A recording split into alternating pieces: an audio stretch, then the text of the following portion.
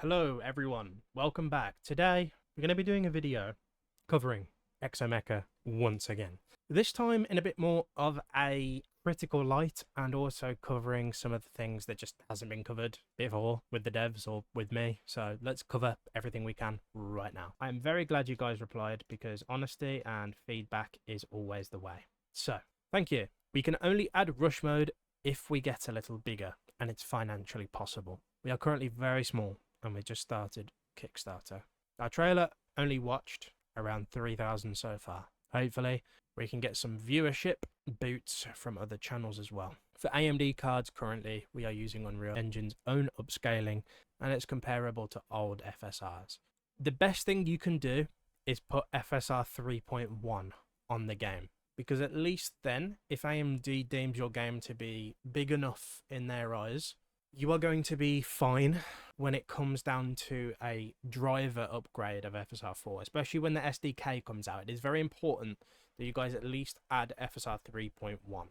Otherwise, I wouldn't add FSR at all, not FSR 2.2. Just keep TSR in the game, which is temporal super resolution from Epic Games, as at least for me, I will be running this game at both 1440p and 4K, mainly 4K. So I do want to ensure that performance is good, and that is also another reason why I'd like to get into the playtest, because I want to be able to, you need more people kind of testing resolutions, testing graphical options and other things, because I appreciate that we're going to be able to play in December with the pre-alpha, but I don't think you're giving yourselves enough time really. I think that there needs to be private, maybe NDA based playtest beforehand, a bit like Battlefield's doing. For music, I will talk with the audio machine and how I can mitigate the copyright claims on YouTube. If it's not possible, we need to replace them while streaming. I do agree with this.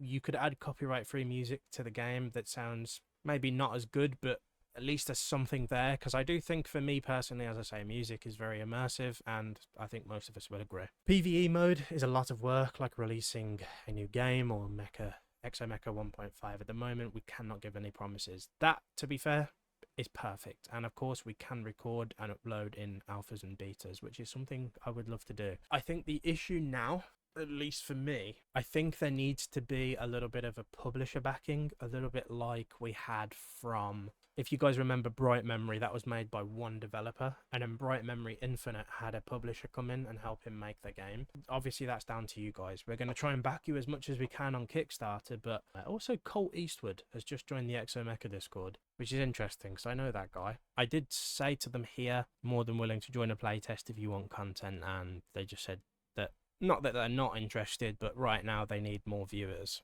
You're gonna have to, like I say, keep uploading, keep going for the top.